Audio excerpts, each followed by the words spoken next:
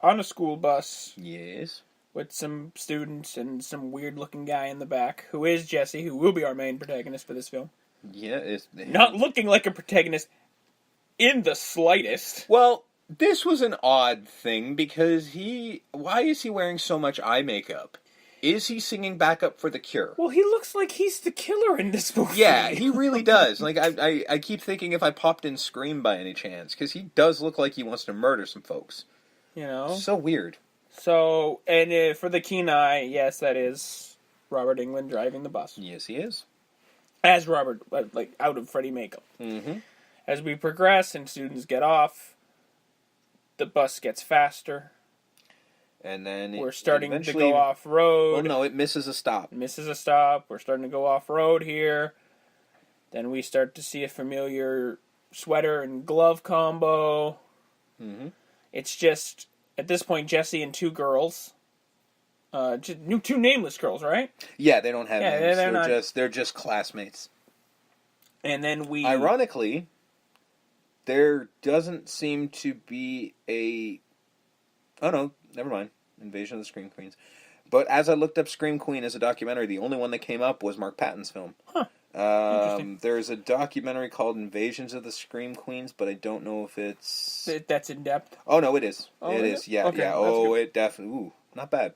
So there you go. Invasion of the Scream Queens. But they weren't able to get the original Scream Queen, Jamie Lee Curtis, so I don't necessarily... Count it. No. So the bus stops... Doors aren't opening. It's locked. The ground starts to, like, dissipate. Mm-hmm. And it just basically falls... The ground falls away underneath them, and then the bus is now precariously perched on top of what looks like basically a tooth. Yeah. And now it's rocking back and forth. And... Then we notice that Freddy's been driving the bus this whole time. And then he's, like, doing his whole, like, I'm coming to get you. Like, he's scratching the ceiling for the familiar, like, screeching noise. Mm-hmm. And I love Jesse is not going, like, oh, say, you know, he's, like, behind the girls going, like, just as hard. You go, girls. You go. He does kind of push them in front of him. He's certainly not the strongest protagonist. You first, not me. In all fairness, he is the victim of this whole movie, so it kind of does work. And we cut to a kitchen, the family, and a scream. Yes. Very feminine scream. Yeah. Now, he did talk about that. Mark did talk about that. He said, but... He's like, I could have screamed in a very, like, ugh, but it wouldn't have sounded right. He's like, I just screamed as horrified and loud as I could, and that's what came out. And he's like, and think about most people that age, that would probably be the same thing. And you know what? He's not wrong. Yeah. If you think about it, his voice is much higher than mine. If I screamed, it probably wouldn't come out like that. His scream would because his voice is higher. Yeah. So that's just how it happens. I do like that they're at breakfast, and they hear the scream and goes, oh, Jesse's up. Yeah. Like, it's a normal, like, this is... the daughter's like, the sister goes, why can't Jesse wake up like normal people? And they don't question it. They're just like, I don't know. Well, that's just Jesse, honey. It's because he's stupid, son, honey. And then he comes down, and it's just like morning. Like, yeah. Well, no, he's just like, they're just like, are you okay? And he's sort of like, it's really hot. I'm having trouble sleeping. Like, that, people don't have massive nightmares because of the heat. Like, trouble sleeping is, I can't sleep. Not, I feel like I'm going to die. Yeah. So he goes off to school. Mm-hmm. In the Deadly Dinosaur. Yeah. Now, I have questions of this that happen a few times, but I'll get to this in a minute. But, so, why in the blue fuck does Lisa walk to Jesse's place to get driven to school? He could just pick her up and then drive to school. Which he does do later. Mm-hmm. So I don't even understand any of this. I don't know. It's just like, hey, we're introducing this character. Mm-hmm. Hi. Yes. This is me, Lisa. Character in the movie. Yeah, although I do like the fact that, like, the dad is just like, who's Lisa? Eat your eggs, dear. Yeah. What? Why can't I know who the girl is? This is have the plight of every father of just like just shut up and read eat your eggs. paper and eat your food. I do enjoy that he refers to her as mum. Yes, mother. God, I wish you would have that air conditioner fixed. Now, there is nothing wrong with that air conditioner, Mom. Just needs a shot of Freon. And that charms me to no end. Because that's like old school fucking Leave It to Beaver shit, yeah, right? It's like where they call each other mother and father. I don't think the woman ever calls the guy father. I don't think so at all. I think it's just not in this picture. I think it's just the guy calling her mother. Yeah, whatever. Like a bit creepy, but whatever. Moving on. See, this is why I'm never having kids, because I know for a fact I would do that. They're playing baseball.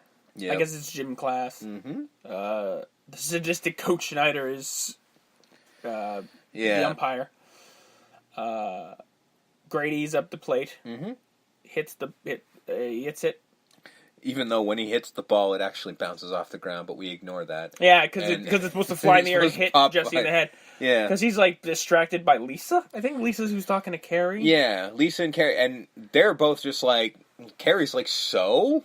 You fucking that or what? Yeah, like, you fucking him? Yeah, and she's like, he's my ride to school. It's like, yeah, because people who ride to school don't hop in the back and fuck and then go to school. It's just like... That never happens. It's like, ride to school. That can mean two things. Yeah. Is he your ride to school, yeah, or is he he's your riding you to school. And then he's distracted and he gets hit in the head. Mm-hmm. And then Schneider shows up, and she's like, you okay? Yeah, I'm fine. Pay attention. Like every gym teacher in the history of ever. And then he catches Grady on like on a fake out. What do they call that shit? I don't watch baseball. You would know. It's basically a fake out. Like, right. You know, he's trying to steal third, and he gets caught in a rundown. Mm-hmm. And he's like, you're out. And then he's just like, yeah, you keep your eye on the ball. Ha, ha, ha. And then they tackle him. He pantses Grady. Pantses him. No, the other way around. Grady pantses Jesse. Yes. Carrie and then we enter... comments on Jesse's ass. Yeah. And then they have a little bit of a fight. And then we enter the subtext of... Subtext. This is the real love story of the movie. I'm sorry. This is Grady and Jesse's movie at this point. And then we get the first of two... push-up shots. Yep. And I don't mean first of two as in they filmed two different push-up shots. No. In about 10 minutes in the film, they cut back to the exact same shot. Yep. Like, exact same shot. They didn't film another one. They just used the same one. They use it as a different scene. Yes. But it's the same shot. It's just like, well, how many times you got to do this until... Because he's, like, Snyder standing there with, like, his hands on his hips, like, watching them. Yeah, and so they're pushing up, and Grady's like, so what's with you and the chick, the redheaded chick? Nothing. It's like, so? Are you mountain or nightly or what? It's like, what, do you have a problem with me, Grady? No, I'm just killing time. Which is the epitome of Grady at this point. Which is why Grady is the greatest thing ever. So the teacher tells them, okay, fuck off, guys, you're good. Yeah. And so they're dressing up, and Grady asks him, where did you move in? And he said, like, my dad just bought a house on Elm Street. And he said, your dad's a real chump. And he's like, what are you talking about now? Well, the chick went crazy because she saw her boyfriend killed by some maniac next door, and blah, blah, blah. And he doesn't believe it, but he really does. Yeah, bars on the windows. Yeah, which is another question I have. They painted the door red, but didn't take the bars off the windows. That's dumb. So we get the first shot of Freddy in the basement as Grady's like, what the hell is going on in the basement? And, like, he sees Freddy taking... Jesse, not Grady. Jesse taking Freddy taking body parts, like arms and shit out of the furnace. Yeah, he's pulled. Or is he putting him in? First, he pulled the glove out. Yeah, and then he's pulling stuff out of the furnace. I don't know why, and I also don't know why it wasn't a boiler room. Yeah, this is the first of many. Like, why the fuck did you do that?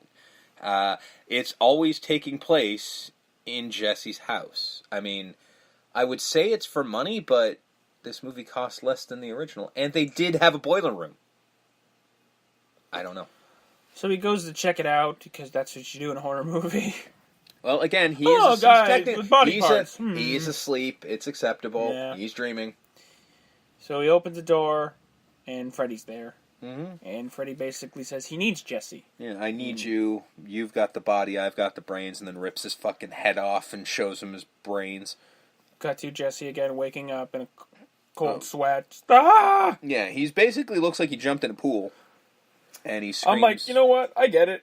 Mm-hmm. You know, it's California. No, it's not supposed to be. It's not? It's supposed to be Ohio. Oh, Ohio. They aren't very good at hiding the palm trees. Yeah. But it's supposed to be Ohio. Like, it wouldn't get that hot, right? Like, no. Well, even in California, I don't even know if it would get that hot to where you wake up and you look like you got out of the pool. Indian summer, but the idea is he's also panicking and thrashing around. And if you look at him, he's the fucking one responsible, because I was noticing this too. I understand that some people, even when it's hot, they have to be covered by a sheet when they sleep. It's just a thing. He's got a full blanket on. Yeah. So yeah, he's probably going to be covered in that much fucking sweat because he's got a full blanket and a sheet on. So he's supposed to meet Not Lisa. to mention the house, as we see later on, starts fucking heating up like crazy. Yeah. So he's supposed to meet Lisa, but no. Dad said you got to go clean your room, so he goes to clean his room. Mm-hmm. Flips on some like 80s dance music. Hold me. Yeah, and whilst boogieing down, he was cleaning his room. I think he closed a cupboard with his ass.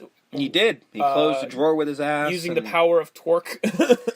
Twerking before it had a name. Yeah, he torqued the door closed. He puts on a hat. He puts on some like gold sunglasses. Yeah, that was weird too, because I'm like, oh, what? You forgot you had them? Because it's like, he put on the regular sunglasses and that stupid hat that he thought was cool, and then takes off those sunglasses and puts on the like gold Elton John glasses. And I'm like, but you didn't remember? Like, why didn't you just put those ones on? And he's fucking boogieing down, and then there's Lisa. Yeah, seeing him in the middle of his stripper dance. Yeah. And not the rest of it wasn't the stripper dance. This one was. He jumps off and goes, hi, how you doing? And then this is one thing that people always point out, is that like even the stuff around his room is gay, because there's a game in the closet that says probe. Yeah. And on the wall, people and I just noticed it for the first time, they incorrectly say that there's a sign on his door that says no chicks allowed. What it actually says is no out of town chicks. Which, what does that even like? Apparently, if you're not from here, locals only. Locals only is weird because he's not from there. It's just like, you're a chick from out of town, yeah, Jesse. Exactly. So, come on, pal. I think you're being discriminatory, sir. So they find a diary. Lisa finds a diary. It's not his. No. Opens it up. Which, hey, that's against etiquette. I will say this always makes me laugh, because he had the epitome of every guy answer in the history of guys, where Lisa's like helping him put away his shit. Like, where's this go? Yeah, she just goes, do your sweaters go in the closet? And he's like, I don't know. I'm like, yeah, that's every guy who's ever been asked that question. Is your diary? No. I don't keep a diary. Diary for chicks, man. So she like blows off the dust. Well, it's supposed to have been 5 years. Blows the dust off it. Nancy Thompson. Yeah. Oh, there's your connection to the first film. Sort of. Because my question is, A, when did she write in a diary?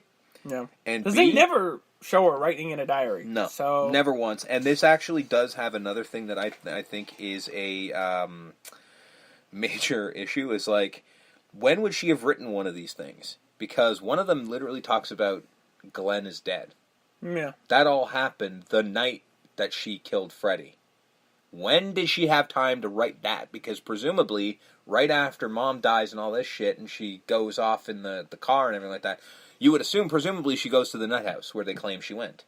So, when did she have time to write Glenn's dead? I know what to do now. Yeah, basically, just like, well, Tina's dead. Well, it starts off nice, and a girl's diary talking about Glenn and everything, and he's so cute or whatever. And then it's like, well, Tina's dead. Mm. Now this guy's dead. Now my boyfriend's dead, and Rod's dead, and everyone's dead, and dead. Dead, and it's all dead. Fuck. And then they're just like, ooh, well, this diary takes a turn. Yeah, a little bit. And then he's just like, now he's remembering what Grady told him about the chick that went crazy, and he's just like, oh, shit, he might have been right. Yeah. Who knew Grady knew something? Yeah, so she takes off. He's sleeping, I guess, because he wakes up and the room is melting. Mm-hmm. Well, I don't know, because there's points where shit catches on fire later on when he's awake. So, I don't know. Sleep awake, I don't know. So, more kind of bonding between Jesse and Grady, as they're like now kind of friends. They're kind of friendly because basically, well, their mutual hate for Coach Schneider. That helps too. Because they both go, he's got to stick up his butt. Yeah, he's got to stick up his butt, and they go. Well, there's also we already skipped